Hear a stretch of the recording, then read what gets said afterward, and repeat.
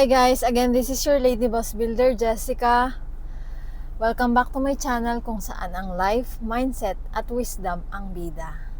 So guys, pasensya na kayo, hindi ako nakapag-upload ng video this week.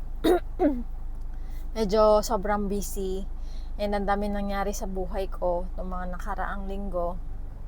Anyway, for today's video, ang pag-uusapan natin is kung anong na-receive ko na message kaninang umaga or ngayong umaga.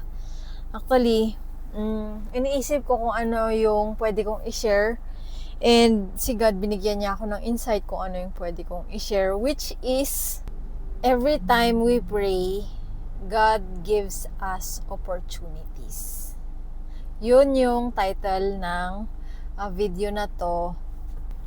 Nagtataka ba kayo na tuwing nagpe-pray tayo is minsan hindi tayo binibigyan ng direct na sagot, 'di ba? Or direct na result. Yung pala, every time na nagpe-pray tayo is ang binibigay sa atin ni God is opportunity. For example, syempre dahil sa work ko, sa pagiging entrepreneur, dapat mahaba yung patience, ganyan.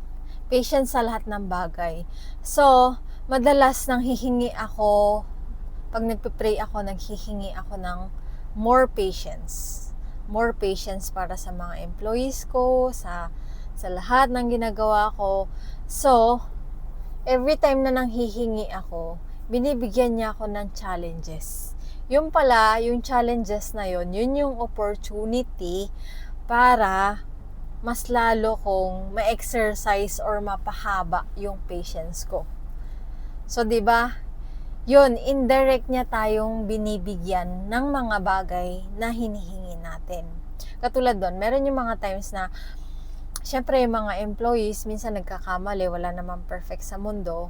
So, meron yung times na nagpe-pray talaga ako na, God, bigyan mo pa ako ng patience. Tapos alam niyo yun, mas lalo silang nakakagawa ng mali. Mas lalo silang nakakagawa ng mali. Tapos, ako naman, nung una, hindi ko maintindihan.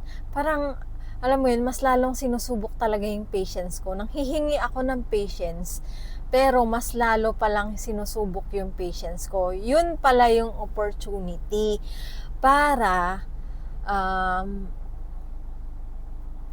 alam mo yun, bigyan tayo ng mas mahabang patience. And meron pa yung example na to. Nang hihingi naman ako ng strength. Siyempre sa klase ng trabaho ko, kailangan ko ng physical strength, mental strength, lahat ng strength. So, pag nanghihingi ako ng strength, alam niyo yung mas lalong dumadami yung dapat kong gawin. Yung pala, yun na yung opportunity na binibigay sa akin ni God para mas lalo akong lumakas, mas lalo akong tumatag. So, 'di ba, nakakatawa lang minsan na hindi natin naiintindihan kung paano mag-work si God sa buhay natin. Pero katulad ng kwento ko, ganun siya mag-work sa buhay ko. And disclaimer, lahat ng mga to is based lang sa mga na-experience ko. And kanina, pagising ko, talaga naman na wala pa akong idea kung ano yung pwede kong i-share sa inyo. And bigla na lang meron ako napanood na related dito. So, I think and nararamdaman ko na yun ang gusto ni God yun ang way ni God para sabihin sa akin na ito yung i-share ko ngayong araw na to. So, yun lang guys.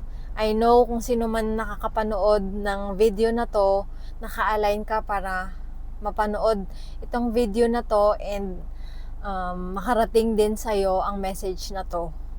So, if ever man nagdadaan kayo sa mga challenges, isipin nyo, opportunity yon na binigay sa inyo ni God dahil meron kayong hinihingi. Okay? Kumbaga, yun yung way niya para ibigay sa inyo kung ano man yung hinihingi nyo.